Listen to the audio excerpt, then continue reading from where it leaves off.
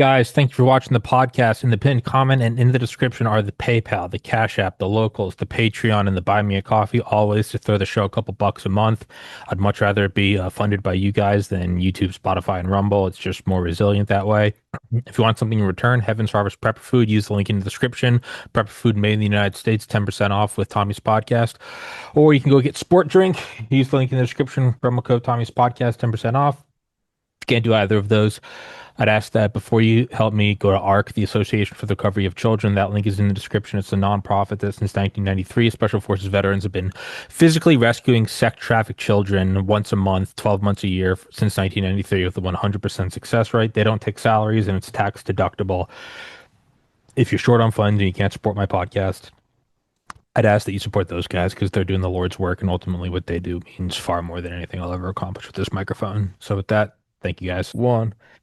And we are recording on Sunday, May 17th, 2026 at 10:01 a.m. Eastern Time with Colonel Watkins, Colonel Murray, Colonel EM, and seven-star General Blaine Holt, Illuminati. No, I got promoted. It's eight. I got 15 18. You did not get promoted 30 above George Washington. 33 George Washington has 7 stars. 33-star General, Black Pope, the red guy and Eyes Wide Shut. That's Hey. This yeah. is for Roxanne. It's a Borghese. It's a Borghese. The Black Prince.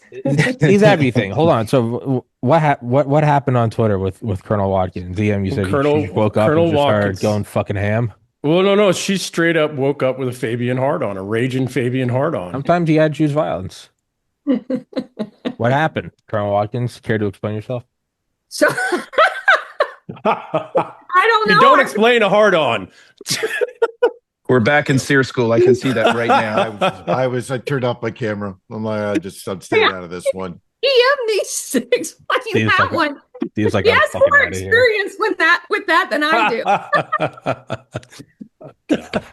All right. Well, I'm already not in the driver's seat, so whatever happens is I wash my hand. I punch his pilot. I wash my hands of this. I'm. Oh my God.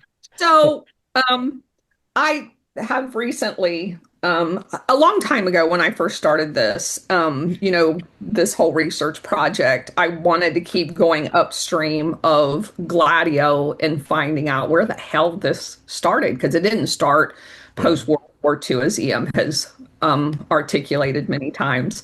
And what you get to, and where I decided to stop, because EM's went much farther back, but where I decided to stop is the late 1800s with the Fabian Society. And I've posted occasionally about the Fabian Society, but a friend of mine, War Hamster Brady, and I have been doing a very deep dive into secret societies during the 1800s and all of this other stuff. And the one that, people talk about Skull and Bones and stuff like that, but there's a few that no one has ever talked about in like large scale.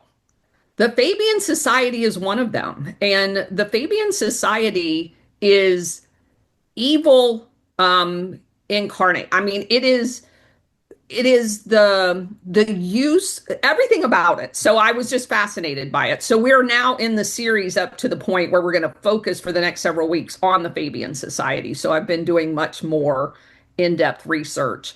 And I bought a few of these tracks. So they're infamous, and they use these tracks. They actually call them tracks because to them, the goal of socialism and eventually communism, which they say openly, socialism is step one of a two-step process, because all socialism eventually leads to communism. When people wake up, you have to then keep them subordinated by force, which then is communism.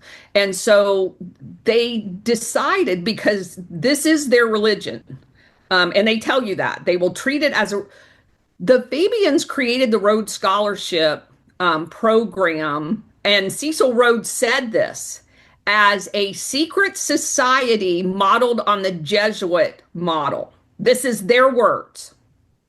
And so the Fabian Society is something that everybody in America needs to understand, because everybody's talking around it and no one sees it. I know we all are very familiar with Data Republican's work, and she stops at George Soros. This is so much deeper than that, and it goes back over 100 years. And if you don't understand that, you miss all of the other players. They always stick one out there as the token, so everybody can kind of like get on that. And if they're Jewish, even better, because then it's anti-Semitic if you attack them. So this is a plan, and they talk about this as being the plan. And that's what's most fascinating about this whole thing. So anyway, these things, I've ordered several of them. They actually write these and they call them tracts because they treat the Fabian Society as a religion. Yes. One world government is their religion. And these are their equivalent religious tracts on how they attempt to do that. Tracks, not that it matters, but TRACT or TRACK? TRACT, tracts. Okay. All right. Then how does that, because I was, early on in I guess my conspiracy split with reality. I always had a hard time, like, there's a zillion of them, and eventually you realize that they're all interconnected. It's not necessarily a hierarchy, but to clarify further, because maybe I'm wrong, how do we differentiate, not to get off topic, something like, whatever, Club of Rome and CFR and Senior Executive Service and Fabian Society. It's all the Go back to same. this. It's all the same all They shit. the all go same. back to this. Okay. And they They all go all- back through that to Rome. This is the Jesuits. And who are the Jesuits? The Jesuits are the old Praetorians. Okay. If you understand this, Yep. you understand that is the head, Okay. and then all of these strings come down from that. And Or they're it's the heart. Yeah. Yeah. I mean, depending on if it's a pyramid, it's the top. Yeah. But it's Um, the heart because all the veins and all the arteries and everything feeds into it, and then That's a it good pumps point. out and feeds, right? Yeah.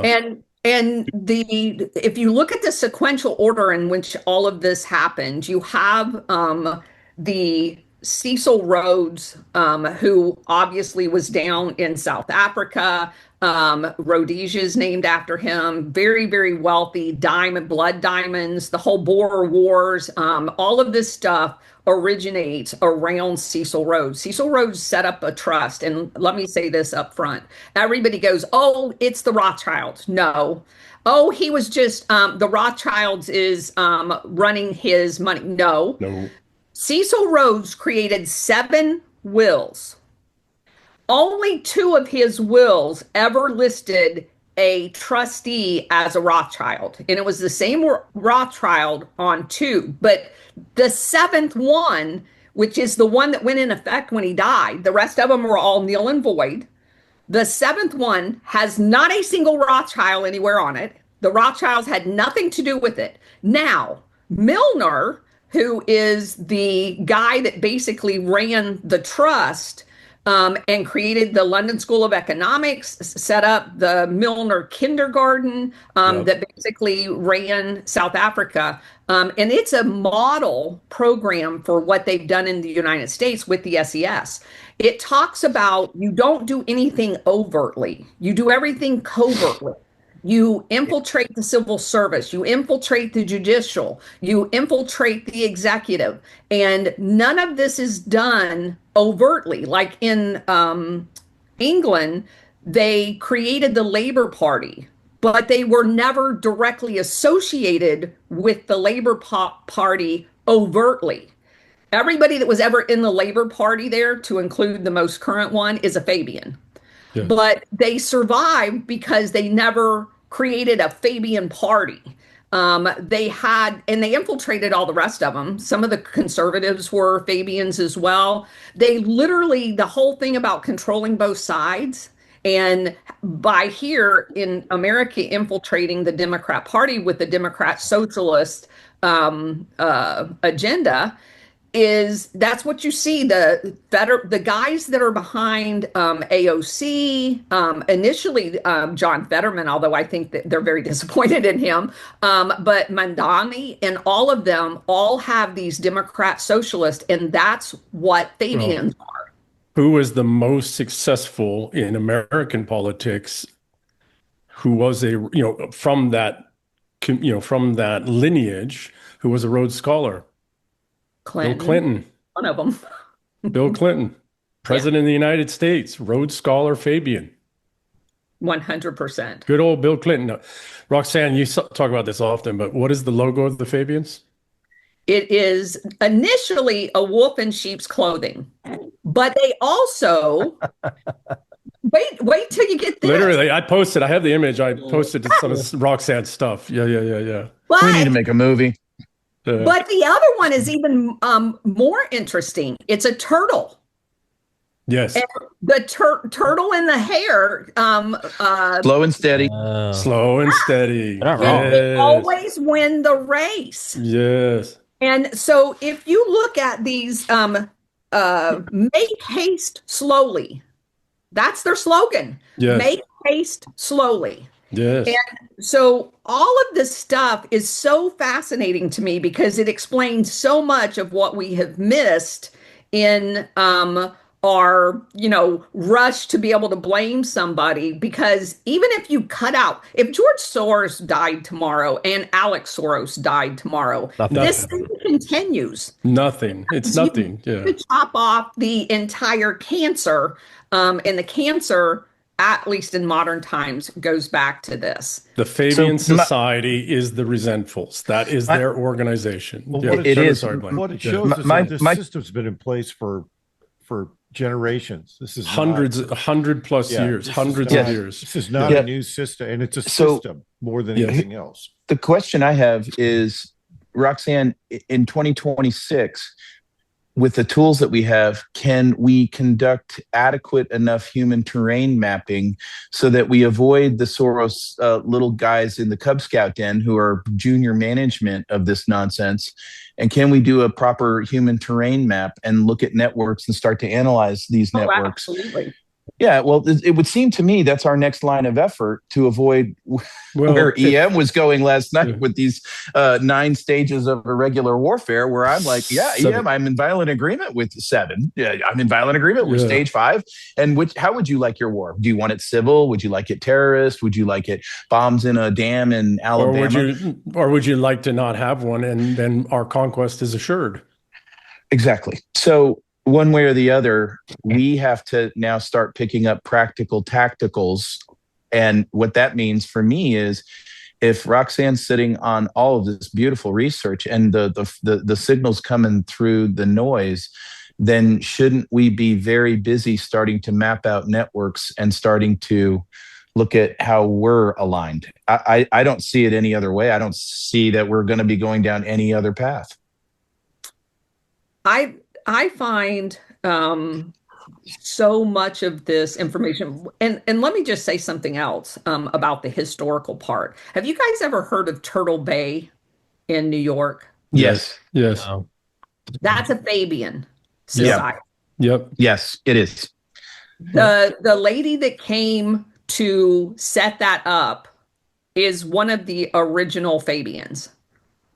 And it's just fascinating, this history that is right out there in the open, but most people haven't connected all of those dots yet. And so the other point that I think is very relevant is, because of the Rhodes Scholar Program and all of these assets that's been distributed around the world, what I found is one of the most fascinating. Obviously, we know that parts of India was the former British colony as well. And you go back and you start tracing the family history of some of the current Indian CEOs that are displacing all of the American workers. You will find them directly in line with the Fabians that were in India. Yep. And many of them, the reason they get those positions is because they're graduate graduates of the London School of Economics. Exactly. Or Oxford, or specific colleges in Oxford. And that was 100% funded by Correct. And do you know what else you find out? A lot of funding for all of those was from the Rockefellers as well. Yes. Shocked. Yes. You're muted, Steve. There is gambling in the casino. Steve's trying to get back. Steve, you gonna say, unmute and talk, or I was gonna Just double muted. Just disregard me. All I right. don't know how to use technology at all. No, Zoom does fuck up sometimes. Where if you get muted, you can't It like just wouldn't do anything. Yeah, you have to. You got to I was do a triple. behind him. Yeah, yeah. You got to do a triple click. Yeah. Yeah, I was After gonna further say- review, the play does not stand is called. I was had gonna no say idea what I my was gonna say. my issue with these my issue is like I want to hate every part of them, and I do, except for like I do respect like the very slow methodical like I hate that I Always respect your enemy. I know, and Always like I want to respect be your like enemy. they're fucking Yeah, evil, yeah, but yeah, I'm just yeah, like yeah, when yeah. they're like, oh, it doesn't matter if you remove Soros. Hey, this goes back generations. I'm like, I respect the ethic. Like you're Tommy, you're demons. it's like the bar fight, They're right? geniuses. They're It's equal. like the bar fight. Sometimes somebody gets a good fight, good hit in, and you're like, that was Yeah, a like, good I one. respect that. Yeah. That was a Well, good one. Football. Think of football. You used to get hit on the football field, and if a dude really cold cocked you, you're like, dude, that was awesome. That was good. Yeah. Well, once your head cleared, yeah. Yeah. No, Blaine, I yeah. want to go to something you said though, okay? Because very important. It goes back to Roxanne and maybe what Steve was trying to say before he got hacked. We need to be very, very careful to not try to look for the cogs so that we can name them, because the cogs are replaceable. Yeah, They're all That's- disposable, right? It's the networks themselves. It's the Well, it's branches, arteries. Not even so much the networks. What we have to look for is the methods. Yeah. How do they operate, right? How do they bring about slowly, steadily? They're like a worm tongue whispering in the ear of Theoden in freaking Lord of the Rings. They're not the ones sitting on, they're not Theoden sitting on the throne. They're the ones whispering in the ear. Yeah. So, well, they are parasites. It's exactly what they are. They are resentfuls. And more importantly, they don't really want communism. What their ultimate goal is actually fascism. But you have to get you through communism so that we'll allow them to be good old fascist. So we have to look at the methods of how they're doing this, and then we have to look to disrupt those methods and not focus so much on the cogs. Of course, we got to look at a cog and find a cog because we're looking for the method, and then we disrupt that individual, of course, right? But Sure. the cogs are all very nice way to say that, my friend. right. They're all replaceable. They're all go ahead. It's a legal way to say that. New term, this is disruptible. Disruptible. Because this is an entertainment program. Well, and that's okay. Now we have the resentfuls, the responsibles, the adoptables, and now we have the disruptables. Okay. Yeah. I'm playing along. Okay, method is now replaced targeting, and disruptible There you has go. replaced the other thing. Or as Dale says, consulting. He needs to go consult with some individuals. I'm like, That's right. Delta Force Consulting. Got it. I'm engaging in some persuasion operations. He's literally said that. Like, I'm going to consult at a gold mine. I'm like, okay. All right, so let me throw in a couple more. So the Fabian societies then morph into the Pilgrim Society. The Pilgrim Society is the arm that arranges meetings. So it doesn't morph into it. It's just an additional layer. Feeder. Yeah. If you go back and look at the Pilgrim Society, it was created just after the 1900s. And it's made up of UK and US very high up people. And Kissinger, Brzezinski, Alexander Haig, all of these people, Tucker Carlson and his dad were pilgrims. These are people on both sides, generally well-placed Old families. families. But more recently, it has gotten more into the media, not just the owners, but media themselves, and people that run universities and stuff like that. So it is following the Fabian model as opposed to who are the members of that. And if you look at it on the surface, it appears to be like a dinner club. They host dinners. For example, the Pilgrims host any new ambassador to the U.S. ambassador to the UK gets a Pilgrim's dinner. And the same happens in New York City and with the UK ambassador. And they have these big formal dinners, and it's just a networking opportunity for them. But they operate under the agenda of the Fabians when they disperse and go back to their day jobs. This gave birth to the Royal International Institute of Affairs about 10 years later, and the CFR in the United States. So for every one of these institutional things, there is both a UK arm and a US arm. And the Fabian stated goal from the beginning was to recolonize the United States. You know, South Park nailed it. Well, and they're doing it with Indians. Back exactly as you said. They're doing Well, it with Indian Fabians. Yeah, they still consider India one of their correct possessions. Yeah. There's a South Park episode from like 2007 or 8, and it's making fun of the show 24, and the entire thing. It's just always an escalation. It's like, all right, the cops are here, and then the FBI comes in. They're like, they're not anymore. Now it's my district, and then the CIA comes in, and the entire thing is it goes from this terrorist cell to it goes higher, higher, higher, and higher.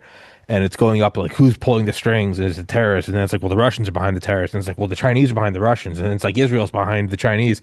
And it finally goes to the very end. And it's like the top of the top. And it just shows the Queen and the Royal Navy coming. And then the U.S. like nukes Britain. And it was so funny. But now I'm looking at it and I'm like, I actually kind of think that's what it is. That's what it is. It's for real. But it's not the Queen herself. Yeah, of her own but volition, right? That's the Praetorians. That's been the But captured high ground. That's the since kicker is 1660. Yeah. the kicker is like they're still angry about 1776.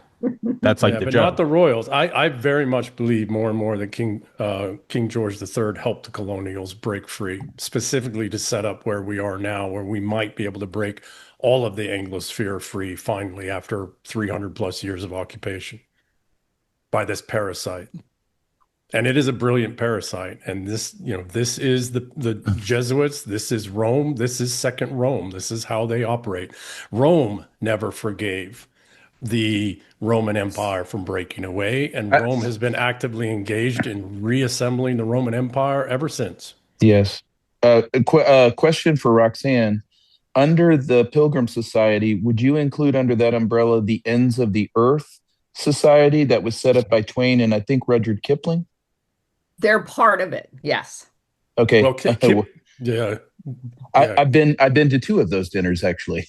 You'd be very surprised who I saw there on the guest list. Probably. Wow.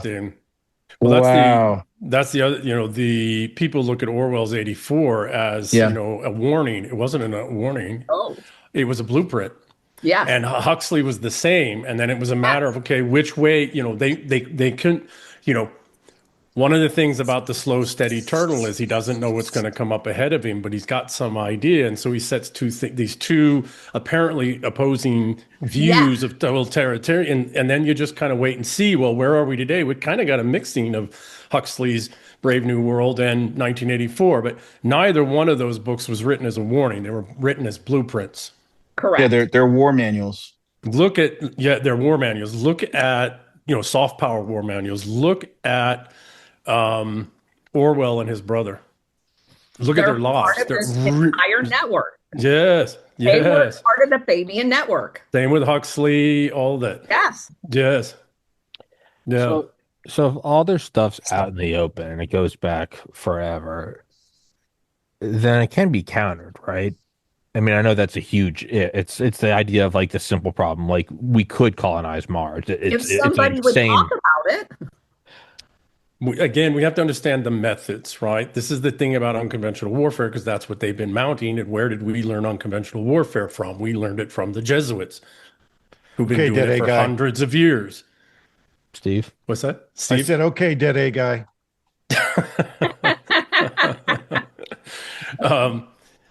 It's absolutely true, right? It is true. It's absolutely true, right? 14th intelligence. Yeah.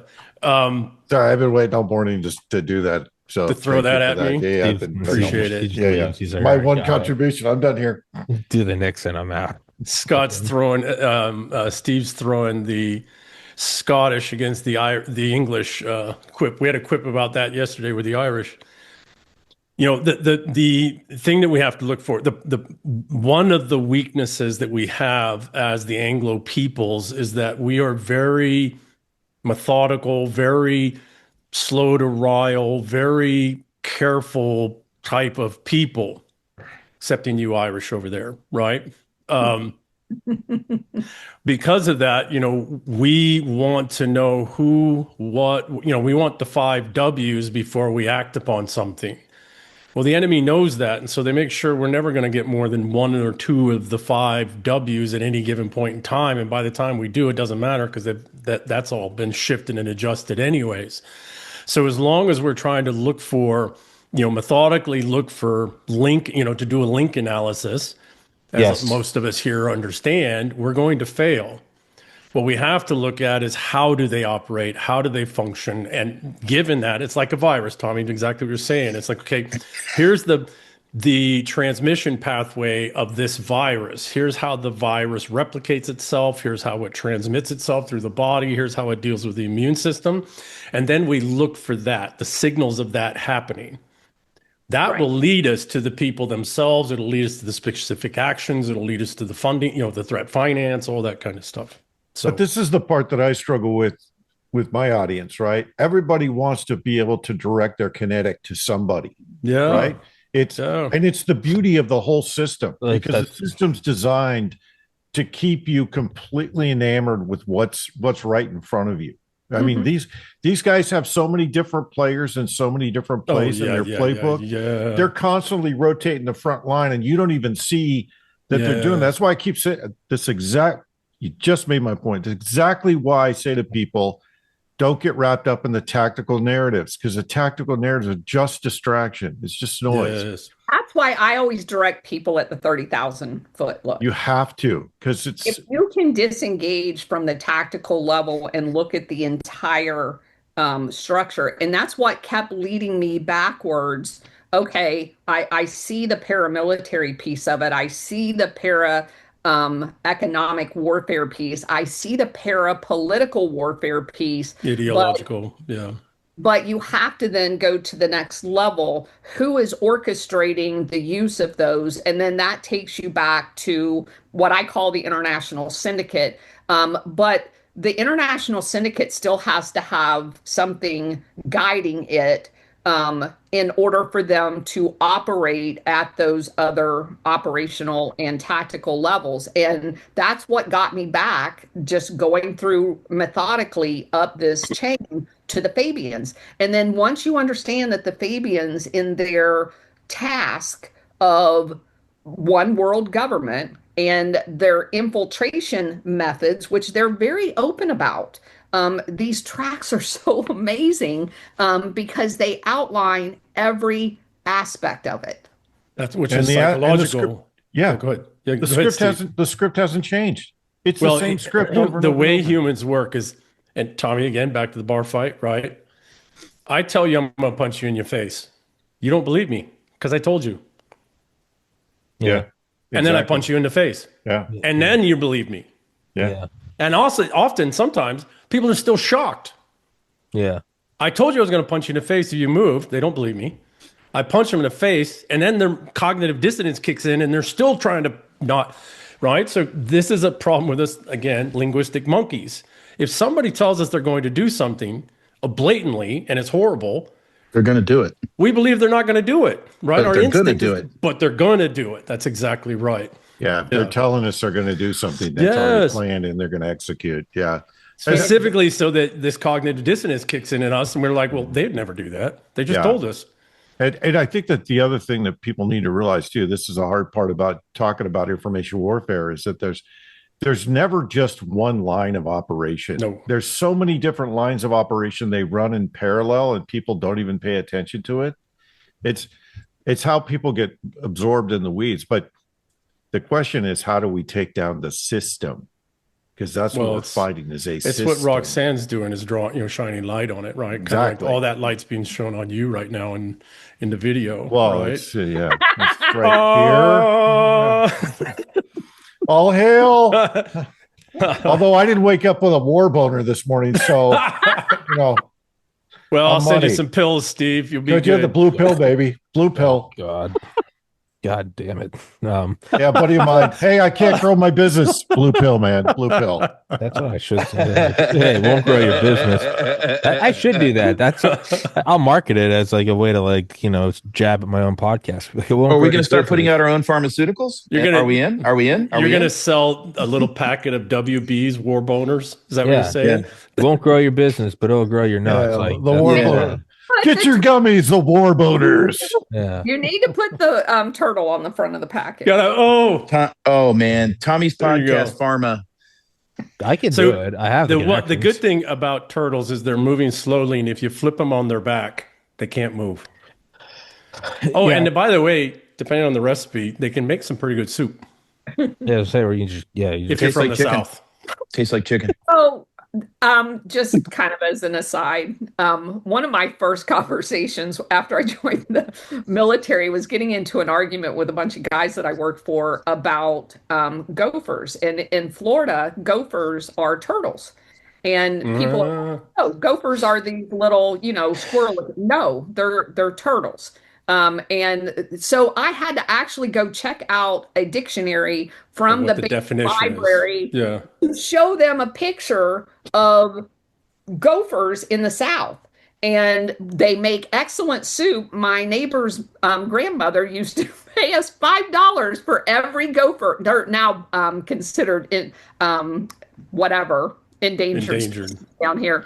But yeah, we used to go hunt those gophers, and we'd sit outside one of their holes for hours trying to get the gophers so we could get money from her grandma. When I was younger, we had a Cajun lady from Louisiana, from the bayou. Don't you know? And she made really good. She cooked up some interesting animals in really good ways. In Louisiana, everything's eatable. It's not very different than China, except there's a lot more cayenne pepper. A lot more cayenne, that's right, and pigeon French. Yeah. That is true of the natives in Florida too. We used to have restaurants that they ate everything. Not even Seminoles. I mean, the crackers down here. Oh, really? We had a restaurant in our hometown here that they literally cooked everything: snake, alligator, turtle, everything, and you could go in there and order it off the menu. So that's a mullet restaurant. Is that what you're saying? Well, if the Fabians get their way, we're all going to be eating everything. that's the track we're on right now, including the cockroaches. Now, so here's the thing about the Fabians and about unlike. Okay, so give me 1 second. Unlike the Jesuits, which are about conquest, Roman conquest through this ideological church, vector that then gets involved in all 7 elements of power, the Fabians don't actually care to win. If you read Fabian writings and you look at Fabians, most of them think that they're just playing a game. It's the great game that, we talk about. They're going to do this as long as they can get away with it. Every time they run up against a hard wall, whoop, they stop. They shift another direction, right? One of the ways to go after Fabians is you impoverish them. The best way. They hate that. That's the one thing. See, they don't care if they get killed. They don't care if they get fired. They don't care if they get ridiculed. Humiliation is not a big deal. They don't care because they're just playing, right? You're letting me get their malevolent, resentful people, envious people who are like, you let me get away with this shit. I'm just going to keep going. If they're broke, they're out of the club. There you go. That's the way it works. That's exactly it. If they are broke, if they can't earn for the family, right? They're done. Is it more than just that they're not necessarily trying to win? Do they almost not want to win? They don't want to win. Okay, so Tommy, it's like the Joker in the Batman. Like I what would I do if I caught you? Like a dog chasing a car. I wouldn't know what to do if I caught you. And then later, I don't want to kill you. What would I do without you? Yeah, well, it's kind of that, absolutely. Actually, that last part, absolutely. The other thing is that they know that in the places where they have actually succeeded, everything collapses. And now there's no money to be made or stolen. Well, that's the parasitic. There's no wealth there. There's no, you killed the host. Like, that's... Can't be too lethal. Yeah. The other thing is that, as I wrote about in the Eternal War, these are a natural forcing function in our species, and we need to accept that. We are never going to fully defeat this type of mindset, this type of, procedural-based, slow, steady conquest from within. it's a thing that we have to be, we as a species have to improve our immune system against constantly. Well, let me in reading about the initial several, when the Labour Party came, just like what just happened in the UK, as a matter of fact, when they get in power, they destroy everything. Yeah. To your Yeah. because we all know socialism doesn't work, but it never stopped them. Their parasites are still embedded in the government at the next lower level. So Correct. they got the they got a labor prime, like the first three times they got a prime minister labor. They weren't even in office maybe a year or two before the entire government fell, because one of the very first things they tried to do, a little too fast for the turtle, was to implement the welfare system, to nationalize the healthcare system.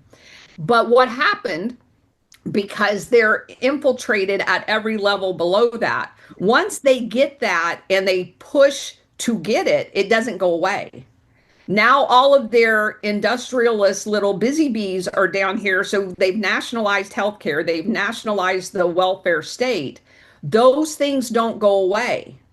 They then work to mitigate the damage. The head's gone, but this does not stop operating. And that then you get another conservative guy in as prime minister, and he tries to make those systems work. And what that does then is it increases taxes on the working class and all that other stuff. It legitimizes, It does. It And legitimizes, so then you get another labor guy in, and he makes that thing a little bit bigger. And that's, if you look at what has happened in America, it follows that exact. So all of the workers, they just toil harder to support this bureaucratic layer. And there has never been a revolution to get that bureaucratic level out of there. And it metastasizes. It just keeps growing, growing and growing. And people rationalize the existence of the welfare state, the nationalized healthcare. And I don't care what anybody says. We may not have in name only Medicare for all, but what they don't understand is the insurance piece of this is part of the operating mechanism. And and the trade associations and the unions, all of them are part of the Fabian model that allows this thing to continue to grow out until the entire thing is suffocated. Yes. Well, discretionary spending is 2/3 of our budget. That's Medicaid and Medicare. So you can already say that we have a socialized health system. It's just and in addition to that, the way the local regulations and even laws are written in states, hospitals and emergency centers can't turn away a patient. That's right. And each state has, whether they have insurance or not. Yeah, each state has their own Medicaid and Medicare. Correct. Right. They each, so it's already there. It's just a different brand. So, So my takeaway from all of this is that I don't know that I would go to the point where they intentionally or even non-intentionally want to fail. Every piece of this is a success based on their doctrine of expanding the control mechanisms across this middle piece of it with the trade associations, because that basically is what happened after World War II, right? You had all of those, the EU and all of this other stuff. And so now they've just permeated this entire middle piece of this for a suffocating, and their vision is to expand that around the world. And then it doesn't matter that the people at the bottom think they have some vestiges of freedom, because they know, in fact, they don't, because they have this big thing. And it really doesn't even matter who's sitting at the top anymore, because this has become self-sustaining. I've been saying this for several years now. It doesn't matter what happens at the federal level at this point. It matters what happens in the local level. So, Roxanne, to your point, to qualify that a little bit, the reason that they need it to go international is because there's no more that the national can absorb. And that's why they also want to collapse borders so they can blur all this stuff together. Well, So, they want one world government. well, Yeah, they it's about do, economic but zones. It's not about states or it's economic or zones. nations. So, Economic zones. you know, give me 1 second. They are systematically through ARC and the emergence, you know, the more open, overt emergence of ARC being cut off from 60% of the world and the world's population and the world's economy and economics and resources, et cetera. What happens when that, you know, how do they transition when that happens? Well, then they have to move to step 7, the financialist kill chain, and that's liquidation, steal whatever they can before the lights go out. And there's a step that happens before that in an acrimonious divorce, because in essence, that's what we're doing. The step before that is the acrimonious spouse pushes all out to make the family collapse and collapse in such a way that whatever assets, wealth, resources they've stolen, they get to keep, plus the non-acrimonious spouse who is the earner, incomer, asset builder, et cetera, has to keep sustaining their lifestyles at the level they've been able to achieve until they're dead. And that's, excuse me, more and more, and I've been saying this for a couple of years, this is more and more where we are all across the Anglosphere, all across Europe, is they are all in on, they'll take us to world war, they'll take us to civil war, they'll do all of that. But what they're really trying to do is force us to take control back, because there is no more for them to take without this all just collapsing. And they don't want that. They now some idiots do and some retards, but those are the ones that get taken out and shot first, right? So I watch it. I'm listening to things. I'm hearing things. I've been through one of these divorces. I've got friends that have been through these divorces. Some of them spent, more than $1 billion going to the spouse to support their lifestyle, and those types of things. So tell us how you really feel about that. Yeah, kill them all. Excuse me. What would I say? I thought we'd earlier? say disrupt. Yes, disrupt them all. Forgive me. Yeah. Yes, disrupt For them all. entertainment purposes only. Yes. Yeah. Yes. Yeah, no, Roxanne, you're absolutely right. They're riddled through everything at every level, right down here in the United States to even small little communities, in government, in bureaucracy, in civil service, but also in, the ancillary, in the quote unquote private sector, which is no real hard distinction anymore. So if They're want us, everywhere. if they want us to fight back and destroy it, why would they even wait? Why would they not just kind of cede control and be like, yeah, let them win a couple? Okay, great question. The What do they reason is, want? If that's what well, they the really reason want. is they need us to be the bad guy, Very okay. right? They have to have to force absorb- us into yeah. a situation where we're the bad guy. Yeah. Public, That's how you get the visually. that's how you get the public support of. Yeah, they don't Correct. give a shit about it. It's their psychopaths, No. but they want everyone to be like, look at him. Oh, He they're a victim. Look what this big bad he person hit the did puppy, to- and it's like, yeah, but you put a thermite bomb in the puppy. They're like, he Yeah. hit the puppy. Got it. Yeah. So they need us to be the bad guy such that they can then live off of that. That's part of the negotiation, right? That's part of how they get the alimony settlement and the child support levels and all of that, is that the court and the court of public opinion and the court and everything else sees that they're the victim. Never mind all the shit that they did to steal from you, damage you, harm you, force you into position, come near onto nuclear war, metaphorically or literally. But they do still want it, so there has to be some degree of direction that will get the thing that they want. Like they want it to be bad. There's a religious aspect to this too that you can't forget about, and that is that they have to exonerate themselves of guilt. So if they tell you and karma, so if they tell you that they're going to do something, they do it. Yeah. Then they have to, then they can exonerate themselves from any karmic, Very good. impact. Very good. Isn't it again the Very good. scorpion on the? Is it the turtle's back? Yeah. I told you going across. Yeah. You have to remember the religious aspect of this because it drives a lot of their operations. So Absolutely. Yeah. And even if don't think that for a moment that because they're atheists, they ain't religious. I always think bingo. I always think it is funny, like the premise that they're like, well, we have to tell you what you're doing, like, but they don't know for 100% that's how it works. Like, you might die, and God is still like, you fucking did this. I don't care that you told him. I just think that's kind of funny. Like, no, but we did the revelation of the method. They're like, yeah, but you still raped a baby. Like, no, you're going to hell. Right. Like, sorry, Right. keep going. But it was in The Simpsons. It was in The Simpsons. Well, we told him. He's like, yeah, I don't care. That was stupid. Oh, You right. fucking God says, I Right. would like you to meet my favored son, Vlad Tepes. Yeah. Yeah. There you go. Colonel Watkins, Yeah. before I interrupted you. Well, I wanted to, because this kind of captures, the Fabian Society actually drafted a constitution. And I'm going to quote from their constitution. The Fabian Society, in the words of its constitution, consists of socialists. The same fundamental rule to which all of its members must subscribe goes on to define the phrase by saying that the Fabian Society therefore aims at the establishment of a society to which equality of opportunity will be assured and the economic power of privileges in individuals and classes abolished through the collective ownership and democratic control of the economic resources of the community. The rule adds that it seeks to secure these ends by the methods of political democracy. I wrote a piece. I sent Roxanne. I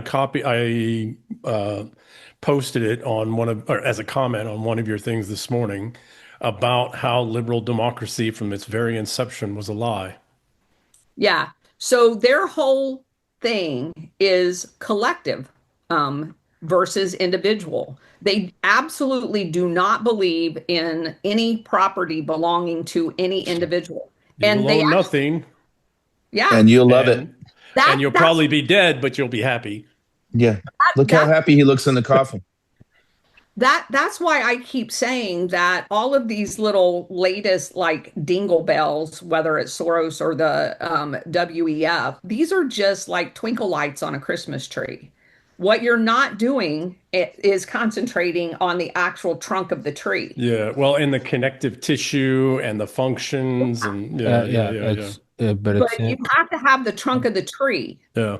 And they hang a lot of lights for you to focus on. So, Tommy, sorry, go ahead. I was gonna say, but back to what you were saying even about the method. Like, so like I remember when I first started taking like biochemistry or some shit, I was trying to like memorize the name of like every protein amino acid. And the professor was like, don't memorize the stuff you can look up, like understand why, like what the structure is. And another great analogy I used was not I used, what I heard was you look at the whirlpool in a river and it's like no two water molecules go through it. That don't focus on which number water molecule, focus on the pattern. And to me that's what the network is. But what you were saying, EM, and I don't know if I misinterpreted it, you were saying that there's even a more abstract behind what the pattern or the network is, and it's why it is. And in this example would be, don't worry about what the whirlpool is. The next level behind that would be what is there physics? A whirlpool? Why is physics? What's fluid dynamics, Bernoulli's principle, some shit, like what is that? Because you could always just say, oh, they mapped out the network. They're no longer taking debate with Soros. Instead, they found it's a network.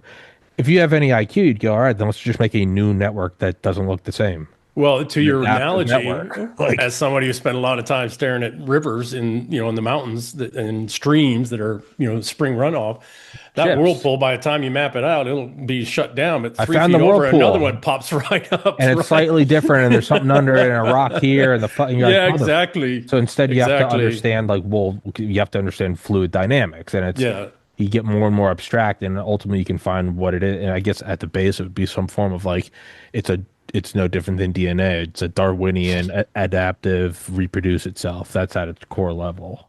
Well, and DNA itself comes from RNA, right? The RNA world, and DNA was just a way for the RNA to store even so that we're getting term, right? But we're getting to more and more abstract of what is it, and it's survival at any cost. Yeah, well, okay. So it's really transmission, right? It's how does it transmit its ideology? How does it transmit what are the methods it used to transmit its ideology to infect, right? Okay. I want to go back to something that several said, or Tommy, you asked. And Roxanne, I don't know if you have heard this person's name, but it might be one you would be quite interested in. There was a gentleman, so the greatest attempt to stop all of this stuff early, right, to highlight and illuminate it, is what's called the Scottish Enlightenment. It's what the Scottish Enlightenment was all about. in the 17 and 1800s, starting in the late 1600s. The greatest universities were not in Germany at the time. That was later once we all adopted the Prussian system. But the greatest universities at the time were in Scotland. And there was what developed out of there was called the Scottish Enlightenment. And this is where Adam Smith comes out of. Just did Adam Smith, yeah. Right, a whole bunch of others, okay? And this is what the Scottish Enlightenment is, the principles, the great articulation of the English civilization that the founding fathers were deeply steeped in and built, all of their argumentation, et cetera, predominantly comes from the Scottish Enlightenment. Okay, give me one second. There was in the 1800s, a man named Herbert Spencer. And Herbert Spencer saw all this stuff coming in extraordinary, excruciating detail. And he wrote a 4-piece series called Man versus the State. And he published it, I don't remember the periodical, right? Because back then you did things serialized, right? You'd publish one piece one week and another week, et cetera. But Herbert Spencer wrote Man versus the State. All 4 of them are must reads, and people can get them online for free, right? The one, though, that we should, in the context of the Fabians specifically, and this conversation look at is the coming slavery. Okay. And I quote it more, that one piece, I quote more than all other literature, the mass amounts of stuff I've ever read. Herbert Spencer, coming directly out of the Scottish Enlightenment, was trying to tell us in no uncertain terms, as were others, but he focused specifically on socialism. This was his, and really what he focused on is slavery. What does modern slavery look like and how are they setting it up? Because that's what the Fabians, that's what the socialists are really doing. When we hear socialist, what we should replace that with is slaver. Socialism is slavery. That's quite literally what it is. Right? And socialist slavery is like Western slavery, when we were owning human beings outright, et cetera. And communist socialism is like Middle Eastern slavery, where they use you up and just kill you at the end. Well, wait a second. Slavery is still in existence today. It's called human trafficking. And it's the number one cash and carry business on the planet. It's even more profitable than drugs. So it's never over gone a third away. of $1 trillion a year in cash. Yeah, it's never gone away. It's Over a third of $1 trillion. Yep. Yeah, it's just better hidden. Well, but we want to be careful here, right? We want to be careful because while there is outright no shit slavery, the financialist system that we all live in is also a slaver system. Yes. Outright socialist system. Now, here's the other problem we got, and this is why the Scottish Enlightenment people were not against monarchy, constitutional monarchy, and aristocracy, because it's the only counter to massive, all governments by their nature are socialist. Period. All forms of government, including monarchy, by the way, because it's collectivist. Right? You are collecting to certain entities, certain organizations, decisions, processes, resources, enforcement, et cetera, on behalf of the whole. Yeah, as Colonel Watkins says, and then you reach a point where they're no longer buying it, and then you got to pull out the gun and go, oh, well, now right? It's the Frank Zappa quote, right? He's like, freedom will continue as long as it's profitable. But when the act is up, the person will walk off stage, the lights will turn on, the curtains will open, and it's a brick wall. You know what? I've never, in my entire life, because when I was a kid, Zappa was big in our house. I've never liked Frank Zappa's music, but man, I've always respected the hell out of Frank Zappa. I don't know shit about him. Yeah, he has some great he's books. one smart dude. Right? Politics is the man. Yeah. That man's brain cooks. Dude, and the way he raised his kids, because Moon and what was Moon Unit. Moon Unit and what was his son's name? I forgot his name. Yeah. But I mean, they grew up solid too. I mean, they grew up like their dad, and yeah. But what I would articulate, to the question that to the question that somebody asked. Well, they both went into entertainment. No, he had a great quote. Politics is the entertainment division of the military-industrial complex. Yeah. That's fuck. Yeah. Yeah, but didn't he have a front row seat to? Well, his dad weird scenes inside the canyon. Wasn't his dad like Rand? Laurel Canyon. Laurel Canyon. No, it's Laurel Canyon. That's exactly right. He was in it. Yeah. Didn't he? Saw it on the inside. Yeah. Didn't he also have a uh, front row seat to Helter Skelter and all of that crap? yes. And had, Well, that's all there. That's all didn't he there. have a All the viewpoint Laurel towards? Canyon. That was all Lower Canyon. Yeah. Yeah, and the CIA stuff, all of it. Yeah. I'm not going to lie. I have friends that live in Laurel Canyon. I was just there not too long ago. That book will melt your fucking head too. Right. It Well, you does. got to It do that does. one in chaos. You got to do the Helter Skelter and then the chaos one about the CIA. Extraordinary about all of that. But Yeah. give me 1 second. Back to the questions that have been asked. If we are going to truly see all of this for what it is, I would read Herbert Spencer and try to articulate and understand what we need to do to see it, identify it, counter it, because the way in which it works is exactly what Roxanne is saying. It's slow, it's insidious, and it's not necessarily in the dark. It's just opaque. It's not right out in the open. And the stuff that we see that's out in the open is all disposable. It's very much exactly what she said. It's the little Christmas tree lights, right? But I would read Herbert Spencer. I would read all 4 pieces, Man versus the State. And I think it was put out in like Popular Mechanics or some wild thing in the mid 1800s. But specifically, though, if you only want to read one, read The Coming Slavery. Isn't Isn't there also a benefit? I mean, I get that, for some things you do need secrecy, whatever meta material DARPA's cooking up for the 12th generation, whatever the fuck. But in terms of like planning, isn't it almost disadvantageous to truly shroud something in secrecy? Because that's like that's where people are going to look. If it's like that's the one thing you're not allowed to look at, other than like I get weapon systems, but like that's something. But furthermore, you would also still want to keep it there, but just make sure there's horse shit there. Be like, don't fucking look, but do not look behind that curtain. Do not look behind that, knowing full well that it's. Well, no. But then down through some conspiracy network, et cetera, some sub branch conspiracy folks, they'll point at the curtain too. So then it's the kooks looking at the mirror.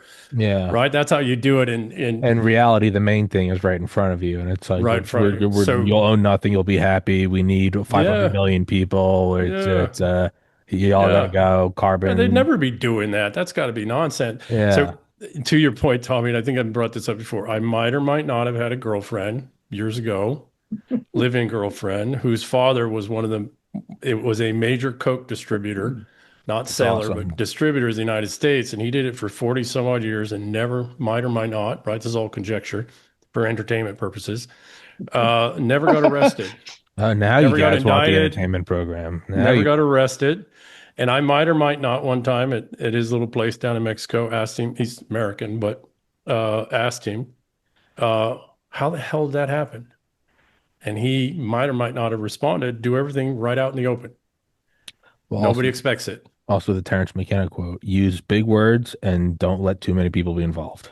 Well, he was like, well, that's true. But, in this case, he's like, just do everything right out in the open, look like you belong, because the way in which the human brain is wired is to look for the, what doesn't fit. Also, right. And you can be doing the most extraordinarily horrendous shit right in front of people. And they won't even, if you make it look natural and normal, like the normal flow of movement, et cetera, they won't even see it. There's also be something for said about like, and not trying to take it all. Like, don't try to be the biggest one on the planet. Well, it also helps to have people in the CIA. And then that other asterisk is that you're on the payroll of the Central Intelligence. Well, it might be that little hall an pass. Entire county in Virginia, Fairfax, that's all people like this, right? Yeah, that little asterisk. Yeah. So to EM's point, during our real estate development phase, there was a house in a subdivision in a very well-established neighborhood, old neighborhood. And they had turned the entire interior of the house into a grow house. And they had several in a network in my hometown here. And every morning they had left a car there. Every morning the car left like they were going to work. Every day somebody came home around the same time. They tended the thing. They would walk across the backyard, be picked up, and go on about their business, but the car sat there. And this went on for the better part of 2 years. And the only way they ever traced and figured this whole thing out was because some Neanderthal had got around the back and tapped into the electrical feed into the box. They tapped it live right underneath the metal And they had to have been expendable, obviously, because they could have died right there on the Or ladder. Indian, because the Um, Indians do this all the time. So they had stolen $75,000 worth of electricity. And we have a privately owned electrical company here. And they started tracing back multiple major users of electrical power to these residents. And that's the only way that they discovered this, because to Ian's point, it was you operate in the open they found them in gated communities. Why wouldn't they? You're making so much money. It can't be that you need that saving. Because you can't pay into the system because now you're highlighting yourself that why are you using that much power? No. And they had to do them inside because if at the time marijuana was not Illegal. even medically legal here. So they had to do it the best place to do it. And let me just tell you how sophisticated the system was. And because they still had, all they did was rip the plants out. All of the racks were still there. All of the infrastructure was there, the dirt, the air vac system that they had set up in there. It was very, very sophisticated. It was a large manufacturing operation, square footage wise. And it's completely invisible because you can drone, you can do whatever you want. You're never going to see it. I might or might not have had a friend, associate when I was younger that he helped build these Yeah. They're very sophisticated. all over the country. Irrigation systems internal because they're all concrete block. Yeah, it was Tricky supply chains. He was an engineering school dropout, mechanical engineering school dropout, and he figured, I gotta make some money. And yeah, Street that's pharmacy. that's also lock, stock, and two smoking barrels, right? Remember they had the upper class kid's house, and they had all the grow in there, and because nobody was going to expect that, somewhere in Kensington there was this massive grow. It just as to point out how come they're letting this stuff slowly become legal over the last 20 years when it being illegal is such a giant revenue source for illicit off the book operations? Well, there, Or they just found other ones and they're like, our "Fuck it." enemies. They're going to kill us. That's why. Well, there's Yeah, well, actually, it's also finding out marijuana is actually not really very good for people if they do it regularly.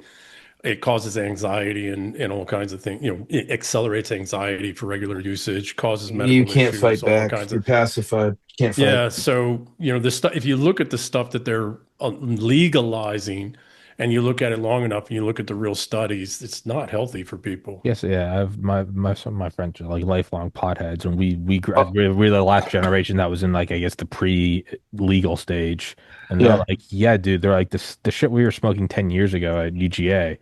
They're Yeah. like, take a hit of Oh something now, no. you're a fucking Totally die. different. It's 100 Like, Totally different. It's the difference Yeah. between a light beer and grain alcohol. They're like, dude, this Yeah. is not weed. This is Yeah. Yeah. this is a nuclear Yeah. weapon. This is a bunker buster nuclear weapon. Yeah. That's what I call all of the narcotics nowadays. They're chemical weapons. They've so been Research modified. chemicals, yeah. Yeah. But That's why I say we regardless of just- that, it just seems like Yeah. that they would want to keep it. Fuck all that. I get that they're not good. Would you not want to keep this stuff illegal? Just as No. There's another issue there, right? Is that you do get enough genuine people going into law enforcement and trying to fight this stuff that at a certain point, the Okay. balance between your your ignorant good guys and your bad guys it gets out of control. Now you wind up with all kinds of conflicts and probably just like let it's this one not go. it's well, and the other piece is that when you have the illicit funding for your operations, you're not supporting your illicit people in the government because they need taxes. Yeah. So to Roxanne's point about the Fabians and how they infiltrate everything, when you got enough Fabians in the system, you need to increase your tax base to fund your Fabians. So you legitimize some portion of this illegitimate economy. This is an old pattern. Can if it's the turtle, the make haste slowly, if they're doing that, could that itself not be hijacked and be like it's a slow, methodical building out of something? Could you not hijack that for something good? Like, let's say they're slowly, whatever, building a base on the moon for that's where they're going to headquarters, whatever. It's something just object, whatever, we'll call it evil. Could you not hijack that and go, well, the base on the moon is neutral. You could use that for something good. They're going to develop this mRNA vaccine ostensibly to kill a lot of people. Could you not take that development itself and be like, there are some upsides to it? Is there any way to hijack this slow and steady thing that they're doing to use it for good, as opposed to just outright, a car can carry a car bomb or it can carry groceries? Like, is that possible at all, or is the whole thing fucked? So I think the way you address this is, because they have built out a system, is you have to systematically address it. And you use it, you go back to the vehicles that they are using to do that. And if you look at the subsystems to it, they specifically focused on universities, and media, legal systems. And so the way you counteract that is the whole bar administration, the whole capture of the medical, the whole capture of education. Those all have to be disassembled. And to me, that's the way that you combat it. And to that point, obviously, some of those things are beginning to happen. I know the state of Florida just recognized the fact that they're no longer using the bar the legal piece of that as like the gold stamp of the certification of a lawyer. Those systems, if people understand how they have been used to incrementally create this socialist system, without addressing each of those. And, you can see things in Trump's methods of attacking the media, of saying he's going to attack the university and get rid of the Department of Education and our taxpayers funding this parasite that's producing these people. I just would like to see a whole lot more of that done a whole lot faster. Isn't it by design not something that you can just hit with a sledgehammer? Well, that's the thing. When you are heavily infected in every part of your body, it's hard to amputate the cancer. It's like, you can't. Yeah. Well, I know. I know, that's why I don't lose hope. I just would like to see it happen. I gotcha. All right. Let's follow this a little bit. Let's follow this a little bit down that rabbit hole for a minute, because I think this is extremely important. I think as much damage and as much death as we saw out of that round, the first round of mRNA vaccines with COVID, there has been loose research all over the place in the advent of turbo cancers, which guys like Dr. William Mackus, Peter McCullough, Ryan Cole are doing a great job with therapeutics. But there is absolutely concrete evidence of patents that were filed by the Rockefeller Foundation and others pre-COVID that link the mRNA vaccines, graphene materials in them, and then 5G cell towers, which right now is woo-woo, and everybody's like, yeah, what a bunch of horse shit. This is bullshit. I don't know that anybody really knows that, and I'm not quite sure that there's not a weapon out there that can be turned up. And I'm also very, very interested in them resurrecting. In fact, in my own podcast, we're going to cover tomorrow the hantavirus with Dr. Peter McCullough, and we're looking at them reattempting, for various reasons, another round of fear into vaccination, but it's all the same technology. So now when I look at the battlefield, and a battlefield where it's obvious that the tactical strategy is everything, everywhere, all at once. Mm-hmm. Everything from hantavirus, the vaxes, ticks being now airdropped onto farms in the United States with this Lone Star Alpha Gal crap. This is where the war is. It's getting zero reporting at all in the mainstream. But is there an event where the financialist kill chain comes in to bear, and all that they have to do is amp up the radiation coming off of these towers, and those with a heavy set of vaccines with the mRNA technology in them get into real trouble real quick. And the reason I think we need to talk about that woo-woo stuff, you could sit there and say, that's tinfoil hat shit. No, it's the tinfoil in your veins that could kill you. It's not woo-woo. It's a brilliant weapon. It's a brilliant weapon. I have some concerns with that logic, Blaine. Not that I'm necessarily disagreeing with you. I'm exploring, EM. I'm not defining. Yeah. Because what would happen then is it kills all their supporters off and leaves people like us behind. I was going to say. if they are, I think it's out there. Yeah, if they're stupid enough to do that, the only people left are us. Well, it's like Rorschach in Watchmen. It's like, you don't understand. I'm not in here with you. You're locked in here with me. Well, couldn't you? If I'm them, I would say that I would foresee that. Well, the conservatives aren't going to get the shot, so then I would make it so the shot is actually protective against whatever signal I'm putting. Yeah, they're trying to get it in food. I feel like they're trying to get it in foods, and they're trying to get it in all kinds of sub, et cetera. Oh no. Let's go to the really insidious way. Now you've got private equity companies buying up veterinarian shops all across America. And in Japan, 2 years ago, they developed self-replicating mRNA because the load shedding didn't work so well on the spike shedding from the original. So I get it. I get it. Why would they do that? I understand that logic implicitly. But what I am saying is, you can't deny that these are pucks that are put onto the playing table, and you're like, whoa, what's that for? Well, look at where I would look at it is somewhat in the humans and kill off the low-grade humans anyways, or the fools. They always kill the useful idiots first too, by the way, right? Yeah. Mm-hmm. They always do. Now they can just do it in larger numbers, but they are injecting cattle all over, force injecting. Look what's happening in France. Look what's happening elsewhere. And then they're forcing cattle culling. And this isn't just cattle. They're forcing it on pigs and birds and, chickens and everything. So, well, if you think about the ticks being spread, it's like SV40 that's in, polio vaccine.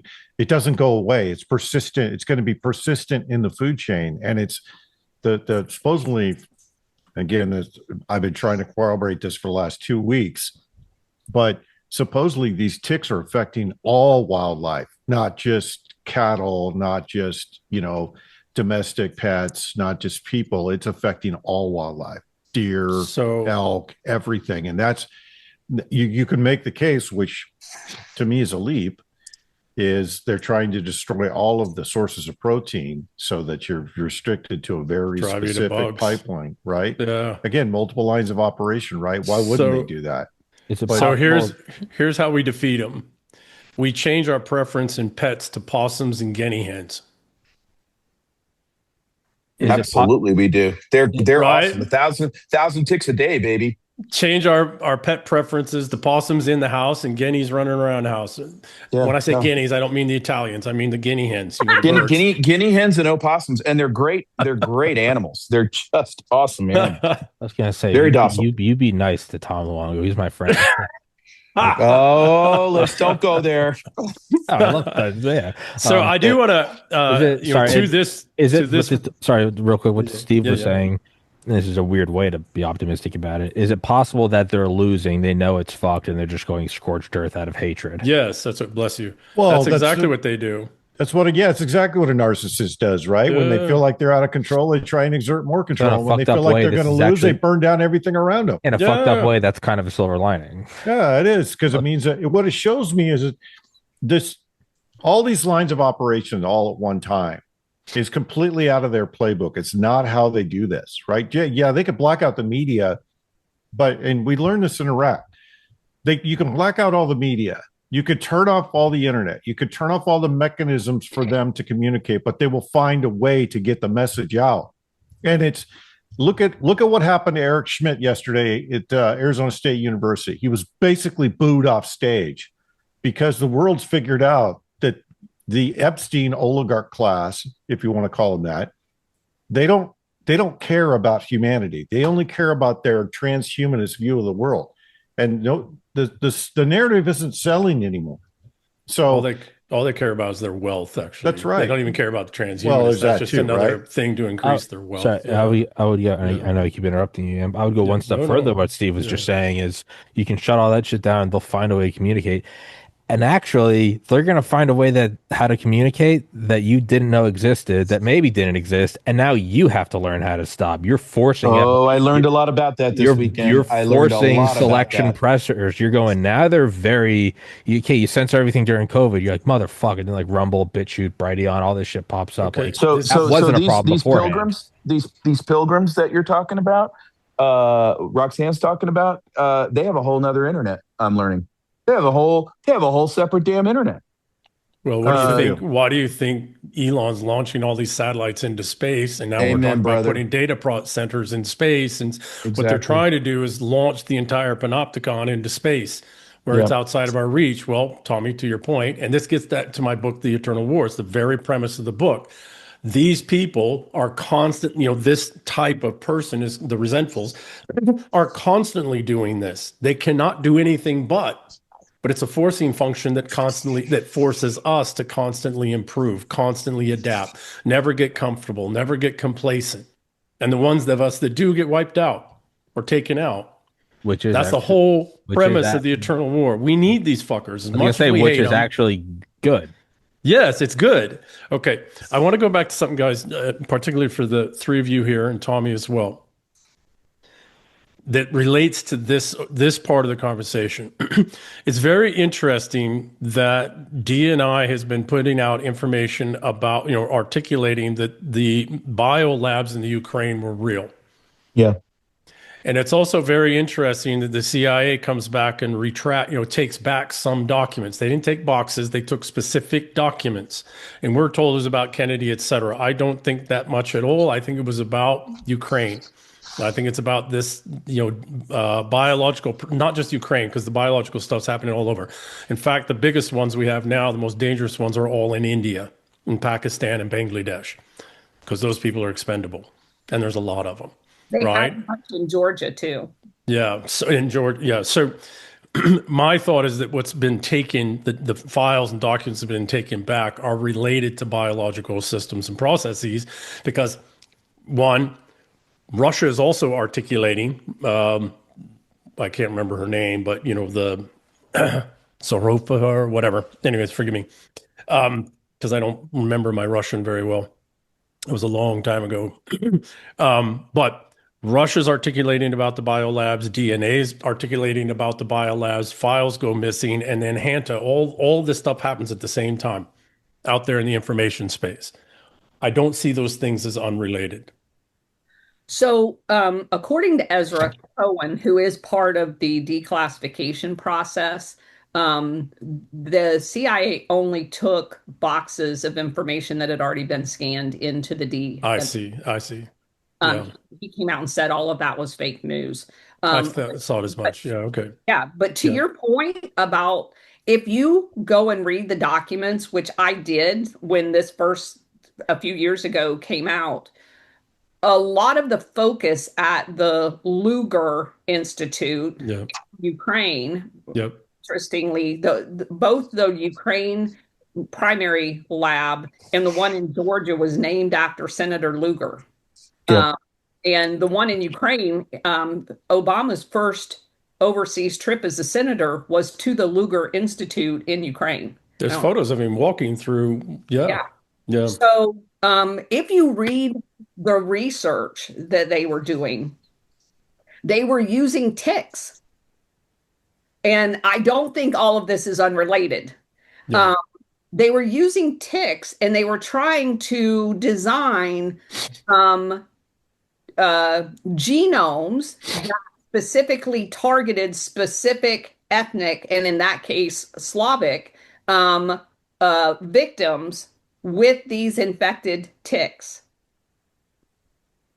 The Fourth Reich is up to its old tricks. You say they're trying Mengele's up to his old tricks. Lyme disease in Cuba.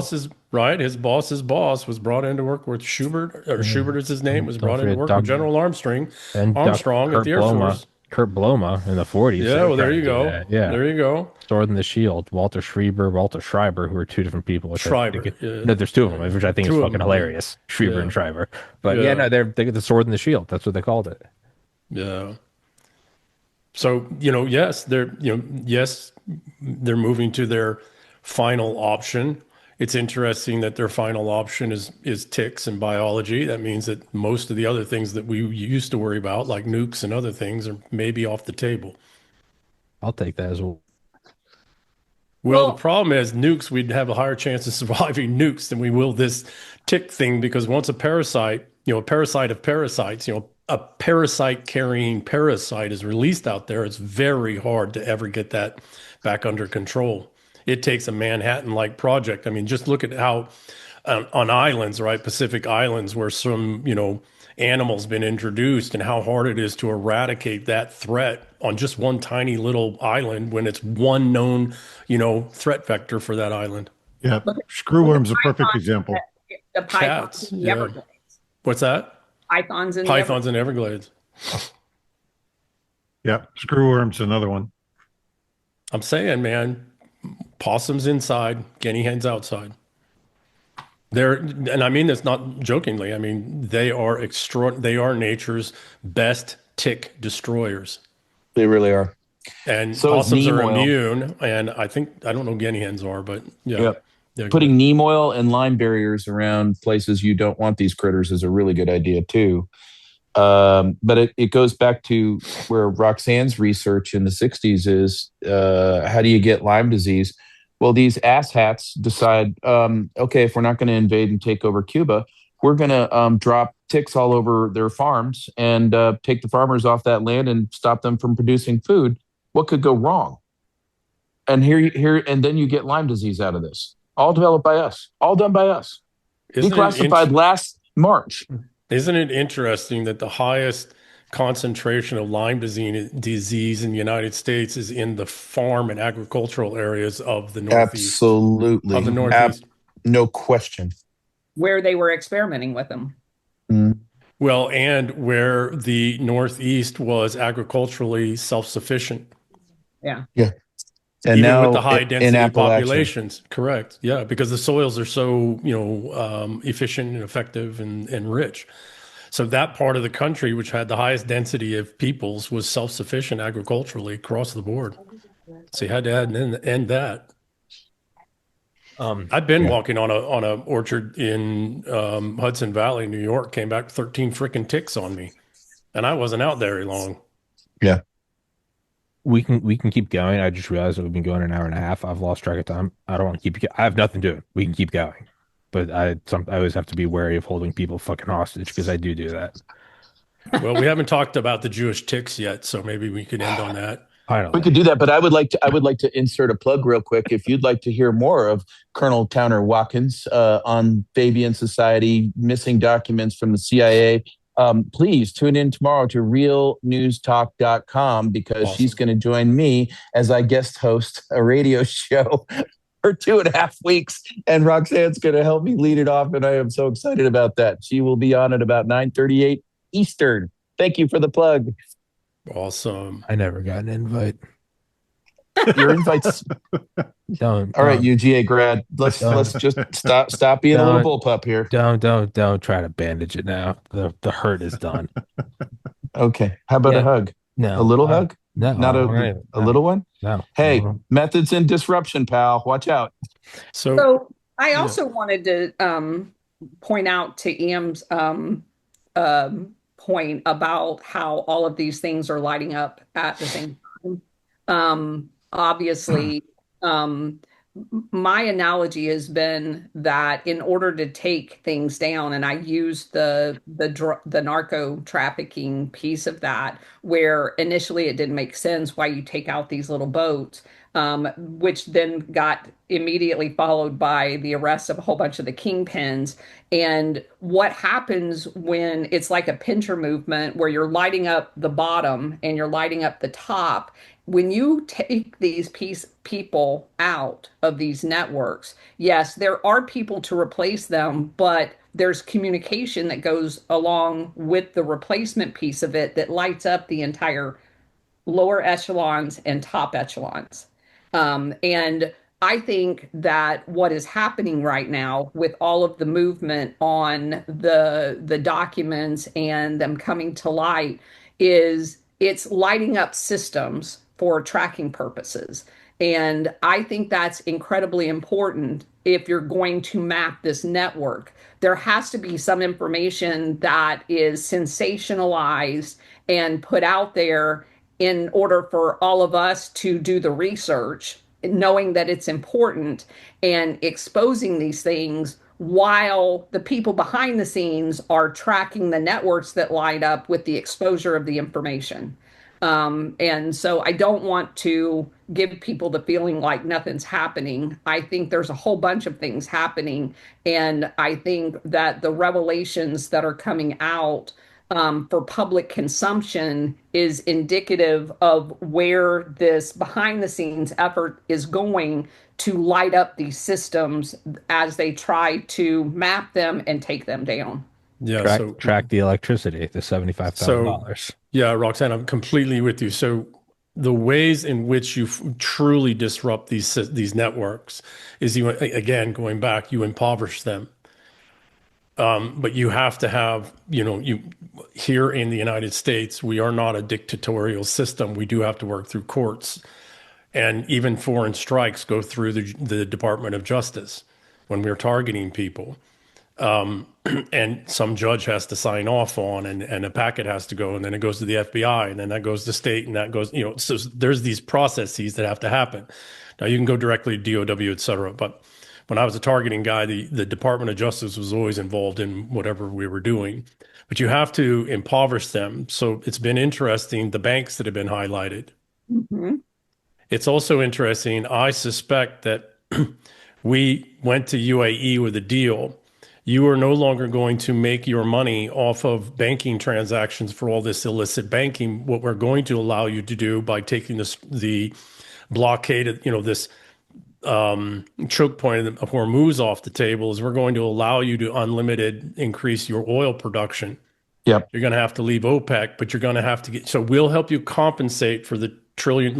I'm throwing a number out there, but the trillion a year in bottom line revenues that you're taking from, laundering illicit monies and housing, banking illicit monies. We're going to let you make that back up in oil, increased oil output. The proof of that is the 500 million floater loan that they have. They just got a $500 million revolver that they can renew as much as they want infinity because their cash flow got dried up. And I think that's the clearest evidence that you're absolutely correct. And it took them right out of the city of London's orbit. And I think the DFIC is finished as well. So so very good. So this is what I suspect, Roxanne, very much to your point is, you do have to highlight the networks because you do have to get the legal judiciary system to back your move, because the thing that most people don't understand is the way in which the entire modern world, this Westphalian world, is built is around protection of wealth assets, period. And once that wealth has been laundered and cleaned and it's in structures and it's in systems, it's in banks, it's pretty much been untouchable. If it's untouchable, then now you have hydras, and you can take out the leaders, you can take out the foot soldiers, you can take out whatever, but the wealth necessary to reconstitute that immediately is right there. So you have to go after both at the same time. If we start talking, but because the entire world is built off of, protection, preservation of wealth, if you start just going after the wealth first, you're going to scare the shit out of a lot of wealthy people around the world who are backing and supporting you, would be willing to help, work with you, et cetera. And you're going to wind up with untold conflict. You're going to wind up with assassinations all over, et cetera. So you have to be very precise order of procedures in how you you're going after the wealth right from the beginning. Hey, these banks, this, 500 million, trillion, billion dollar, whatever, you're going after that, so that they can't reconstitute themselves and they can't continue to fund fuckery. But you got to go in an order of operations where you're creating the legal case that then you go through Treasury and you go through the DOJ and you work with a counterpart nation where that banker is registered, et cetera, and you go after that wealth that way. Yep. And the UAE was the most important one just because of the research that I've done. Yeah. We are at the heart of so much. Well, they were being set up as the failover for City of London. Yes. Period. Yeah. Just a shitty backup. Well, It Absolutely. actually has been very effective. I mean, it's very, if you go back and you look at, there was a reason why the UAE was the prime backer, along with the Saudi bank under the old regime of the BCCI. yes, yeah, I yeah. grew to be the seventh largest bank in the world, and it was entirely a fake bank ran by the CIA and the other intelligence organizations. Um, I might know a and guy in Portugal who might have run that at one point. yeah, yeah. So Um, is Dubai just all money laundering? Just like, yeah, It was. just build It a trillion was. skyscrapers. Fuck it. Well, that and what does not that very do? That's wealthy. It, yeah. Well, that's yeah. Well, but $1 trillion a year at a yeah. conservative estimate, and this Yes. was back in the 80s. Yes, and that's cash. That's not, That's cash. that's cash. Yeah, yeah, yeah, yeah. So, and then what do? You have to build up it's like Manhattan, and we have these giant skyscrapers that like six Empty. people live in, Yeah. and the apartments are 50 to $200 million a piece. Nobody lives in them. Nobody's going to live in them. It's parking your wealth. Time Warner Center, I believe, is 180 units. 165 are empty, held by Shell Corps. Yes. Yeah. Yeah. That's So that's fucking much of what Dubai crazy. is, Yeah. right? Much of what Dubai is that, empty hollow shells, et cetera. But, that's really what we're going after heavily is, the illicit funding. And then, again, the 3 layers of funding, et cetera, Tom's picked up on and run with. But the wealth that we have to go after now is all the legitimized wealth that was earned through illegitimate methods. Yep. And to do that, you've got to paint the case for why legal, without spooking nation states and without spooking wealthy, I'm not going to say good guy wealthy people because there's very few of them, but there are some, right? But without spooking, the entire world with just going after and taking the wealth, we have to go through an order of operations. And so that And you have to obviously- provide alternatives like we did with UAE, like we obviously did with Venezuela. And we don't, what did we articulate with Venezuela? You're going to be able to sell your oil and your resources at market prices, and you're not going to have to worry about your own security because you're in our hemisphere. You're literally where Roxanne is. You're just literally right over there. Right? Yeah. which is much more palatable. Which is much more palatable. We're but gonna nuke you and fuck everything. It's like, or hey, we're gonna stop this, but you can go keep earning.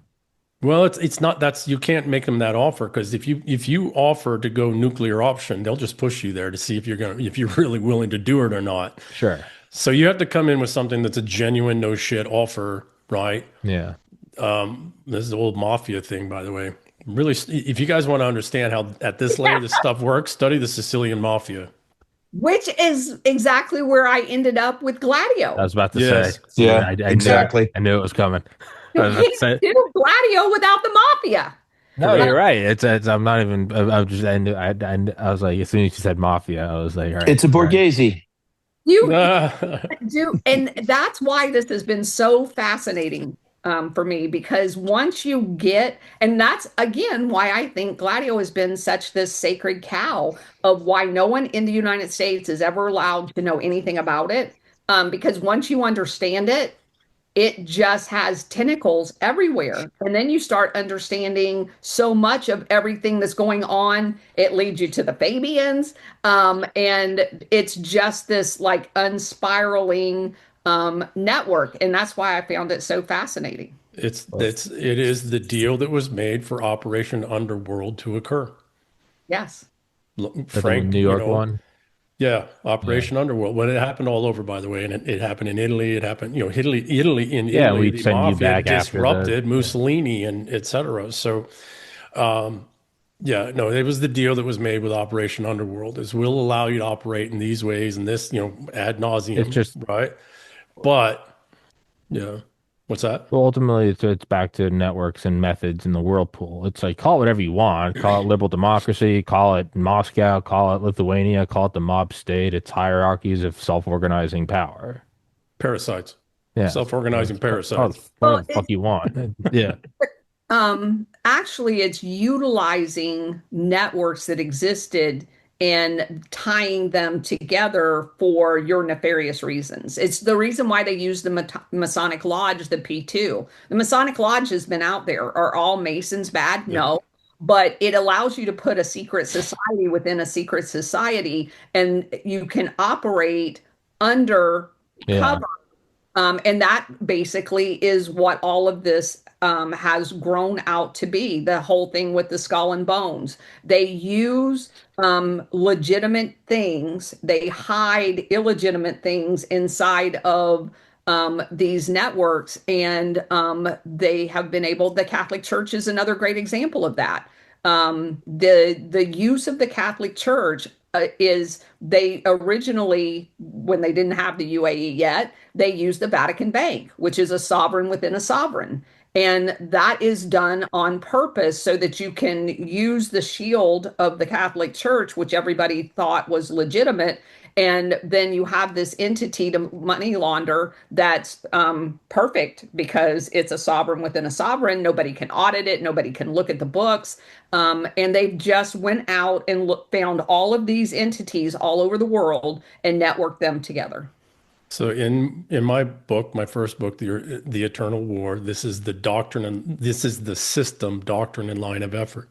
It's exactly what happens. They go in and they infect existing systems, and then they ultimately rise up to the top. But they don't rise up to the very top. They rise up to that top managerial level. That's the Fabian Society model. And if you go back, that's where I ended up with the Fabians, because the Fabians very rarely ever were at the top. They use the Labor Party to occasionally be the prime minister, but they don't go to the top of anything because that's where you get recognized. They infiltrate the civil service, which is managerial. SES here in the United States. They infest the judiciary, the unions, blah, blah, blah. And they use all of those networks in order to operate. Yeah. Got pulled Dick Cheney. Yeah. And even the prime ministers. Reptile. Even the prime ministers and presidents they get in positions of power don't actually have real power. It's somebody else behind them. You want a prime example, modern era, Biden. Oh, absolutely. Stuff like that always makes me, I know this is a wild tangent. Stuff like that always makes me think like Operation Chrome Dome never ended. Like, why wouldn't we just, of course, we don't have B-52s orbiting Russia and China. Why wouldn't you just have like a nuke on the occasional 747 that just says UPS? In terms of infecting existing systems, you don't need to have a big, scary B-2 stealth bomber. Just have a nuke on like every third cargo ship. If you ever do need to use it, we track those pretty heavily, though. We one of the things. All right. Let's get the nukes off of the C-17s. Okay, we move them around, we transport them. That's enough. One of the things we are really good at, because this is truly existential as a species, we are really good at tracking radiology. Fair enough. Yeah, we are. Radiation from signatures. The 1950s, I learned with the U2. Yeah, the sniffer planes. Yes. Yeah. That was amazing to me. Plus there's pocket held detectors that people walk around. Oh, yeah. It's they have them on drones now. But I had no idea we could do that as early as the 1950s. Oh yeah. Melt you, dude. That shit will melt your head. Now we need to develop them for ticks. Yeah. Yeah, we're going to have a solution there. I mean, honestly, they all bought their bunkers. They're all ready to fry the hell out of us in some fashion or form. So they're coming now. Look, this is exactly what EM's been talking about. We're in that phase 5. Yes. We're in that phase. They're trying to skip straight to 7. Yeah, they are. Yeah. They absolutely. I was going to say that they are, but they're coming. Yeah. That's the last 3 articles I wrote in the series. Right, is this phase 6 they're great. Skipping.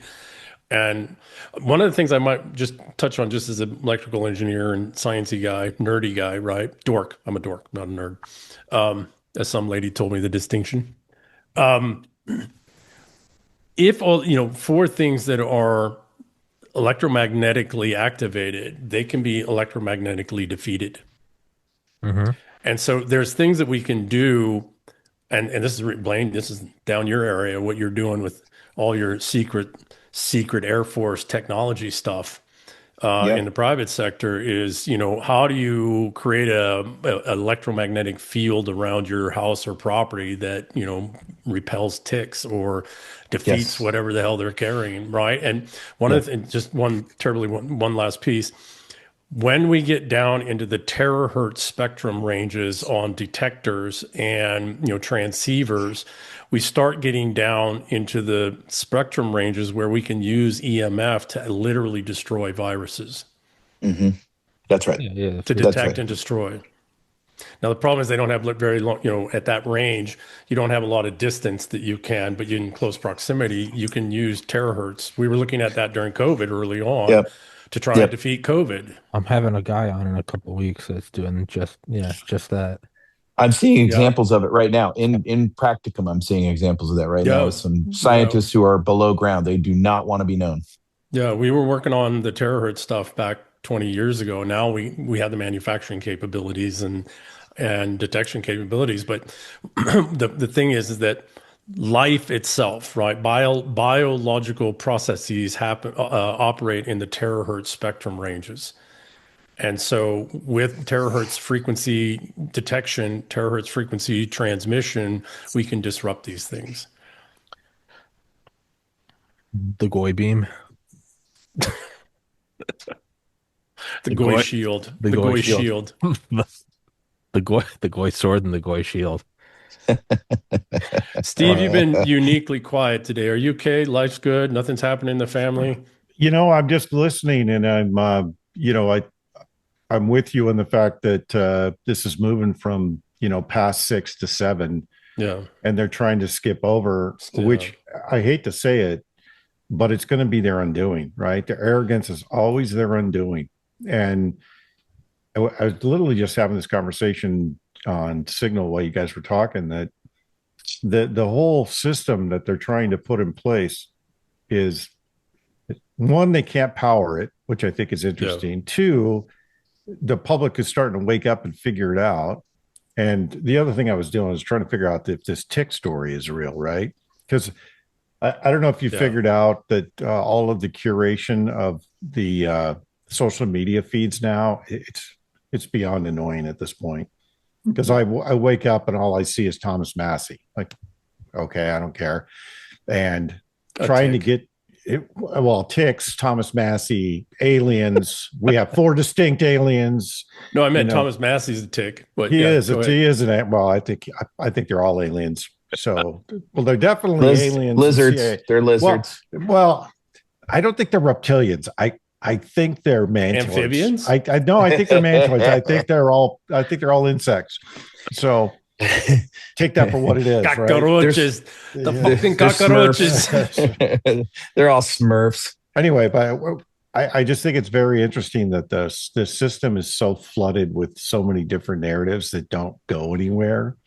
Like, it seems like they're flailing. It's like when you're in an argument with an estrogenic and you won the argument and they don't know where to go from there. So they just throw shit at you. Well, that's just anger. That's anger projection. See if something will stick. If you would just unfuck yourself, everything in our relationship would be fantastic. But it's all you fucking heathen. It's all you. Dean, you ignorant slut. Yeah. That's right. Yeah. Hey, I talked about this with EM a little bit in the big game. If we were to stave them off here at this juncture, the ones you cannot see will simply slink away. They'll laugh about it. They'll cashier everybody downstream from them, and they'll come on back another day. And what I would say is that's the time that we need to go on a very large offensive. Absolutely. Completely agree with you, Blaine. But this gets back to the whole, right? So back to the methods, right? All of that kind of stuff. Disruptions. The only thing that these people care about is the wealth that they've stolen. That's the only thing they care about. That is the only way to defeat them. You can kill as many as you want, destroy. You can identify all that. Line them up against the wall. They'll be laughing as you shoot them. The only thing they care about is their wealth. Yeah, but that's what I've said before. That's part of the problem with their entire plan is they don't have a vision of the future other than we're in control and we have all our wealth. I'm rich and I can start again. That's it. That's their vision. All my MREs and water, and it's like you could have all the MREs you want, and then what? You can have all of that shit. The point is like you get it all. I'll take my dehydrated Bitcoin and Chinesium over MREs. But my point is as an analogy, it's like they want all their shit, and it's like And then what? To Well, what? they just want control. That's it. That's what I mean. Is there is no control. vision. There's no vision. I have it whatsoever. all. Now what? It doesn't matter. I have it all. But that's their failure. Is Correct. that they've run this script for so long, and you know how it is with every generation, right? As you get farther and farther down the generation, the dumber they get. Yeah, that's where we are. We're like six generations down, and these people don't have any. There's no vision. There's no creativity. There's no intuitive thought. It's just boring. Well, that's what their shit's just boring now. Well, it tells you everything you need to know about why they're going to fail. They're going to fail not because they're smarter, they're better, they're faster, the script's been replayed. It's because they don't have a vision. They don't know what they're trying to build. They leave that up to the host, and then they infect it, like Roxanne and mentioned earlier. And then I wrote in the book, The Eternal War. Their only purpose is to infect. They need the host to get healthy for, Blaine, to your point. They need to back off the viral bloom for a while, let the host recover, get its immune system back, go back and rebuild, and then they'll flare the infection up again. That's the financialist kill chain writ large. Yeah, sorry, Tom, you've been cut off like three times. It's also a feature, right? It's like the moon pulling on the earth. It's not just the tides, but like it keeps the core, the tectonically active. And it's like it's not on a very small level. You'd be like, oh my God, here's this big thing and it's pulling on. No, that's good. It keeps the engine hot. And the Tim Dillon always says, the comedian, about, and that's what Steve was just saying. He's like, this is just fourth generation trust fund kids. If Dulles was alive, we're born. Yeah, he'd be like, you kids aren't my kids. Back in my day, we would have blown his head off in a Cadillac and it's over. Like, you let Trump live? There's video? Like, that is disgraceful to them. Like, they're like, you fucking idiots. Like, do it right. So, I think that's also a huge part of it. It's just... Well, I completely agree. The real question is what's going to be the flashpoint, right? What's going to be the flashpoint that sends this into full-scale stage 7? Even that's really the question. They're already no, Steve. The thing is, I'm terribly sorry, but they're already in full blown stage 7. They're already in transition, which is liquidation, etc. The question becomes one of is there some kind of flashpoint that kicks in and denies them 7 by kicking in 6? And 6 is civil war. Period. Right. So you said that better than I said that, all right? But I mean, I'll give you that, even though you completely blew off my train of thought. No. I'm in agreement with you. I'm dismantled my argument. That's fine. Steve, he's a meanie. I'm going to go to therapy. I'm a green beanie wearing looking at my ass in the mirror. He's an Idaho meanie. Asking my friends if I'm fat. Oh, God. Southern Idaho meanie. That's what in Northern Idaho, we're the niceys. But down in Southern Idaho, man, they are meanies. Because technically you guys are all Washingtonians over there. Yeah. Up there. So tragic. It's so tragic. Though, from Seattle. You come up here and have a glass of scotch with me and defend that statement, pal. In terms of live up there. Yeah, Parka. What is the flashpoint? I tend to look at it where it's like, will there be a flashpoint is the question, I think. Regardless, higher up, 100,000 foot view. It's like I always, when people are like, the most influential man ever was Gavril Princip. And it's like, no, I think he was the ember that caught the fume of gas. Like, the whole thing was going. If it wasn't Gavril Princip, it was going to be Bob Smith. And instead of Sarajevo, whatever, fucking France. Like, it was going to happen. He wasn't some guy that's like, well, if he didn't exist, then World War I or World War II and the Cold War wouldn't happen. It's like, no, the thing was moving. It's just that was one spark, and there was a bunch of fumes. And if it wasn't that spark, we gave the name spark Gavril Princip. My point is, what's the flashpoint? Tactical flashpoints. There's several. You could look at financials. You could look at the Hanta thing. We are about to go into a fire season with a lot of induced drought. We've got bombs we're finding in infrastructure, meaning what I would say is instead of no flashpoints, how about many flashpoints, all different directions? Well, even that is you could call each one of those types of flashpoints Gavril Princip. It's like, which one is it? But it's still the flashpoint, a rising pressure, combustible things. Well, that's how I look at it. So I think it's one of three things, right? I think, first of all, you have a huge swath of the population right now, especially in tech, that's unemployed. And most of the population is one paycheck away from oblivion. That's reality. So you've got pressure there. right? Then you've got the angst and the frustration over the conflict in Iran and the shortages that are looming for most of the world. And those shortages will hit us, right? I've seen probably 6 or 7 different letters now from all these different auto parts, and even in aviation. There was a couple of letters in aviation this week that said there's going to be shortage of oil and consumables. Okay, that's significant, because when people can't move and they can't feed their families, trust me, that angst is going to turn into anger, and that anger is going to be personal, and it's going to be very personal to start with, right? Because they're going to be looking for somebody to blame, and I don't think they can keep a lid on that long enough so that they can consolidate their plans and put all these data centers, et cetera, that they're building into real action. I think there's going to be a flashpoint somewhere in there because of that. Look, anytime somebody goes off the reservation, the news is able to whisk it away and keep it out of the public consciousness.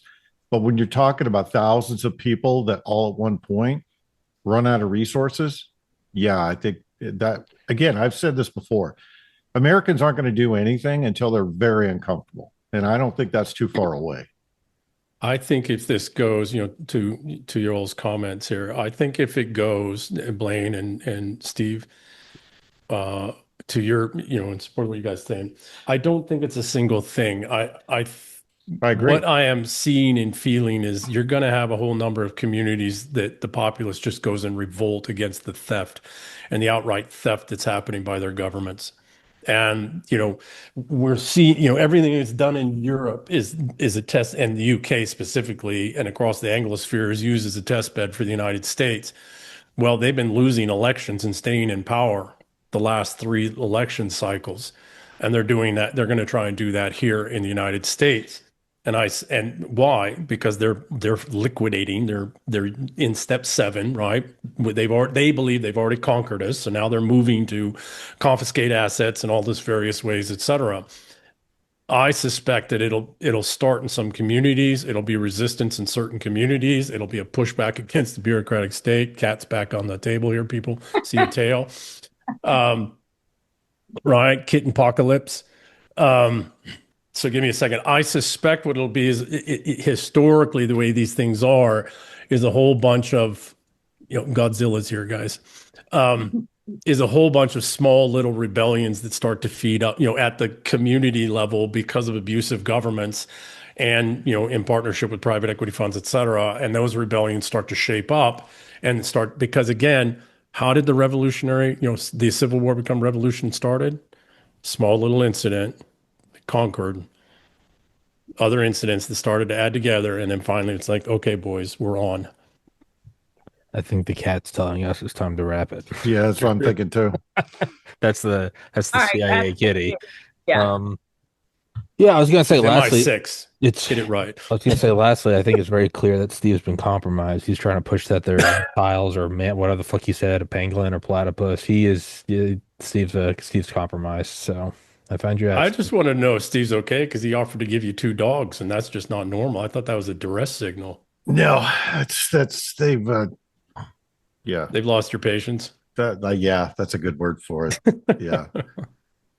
One of them chews everything up, and she chewed up a $350 headset yesterday, and it was all I could do not to lose my complete and total mind.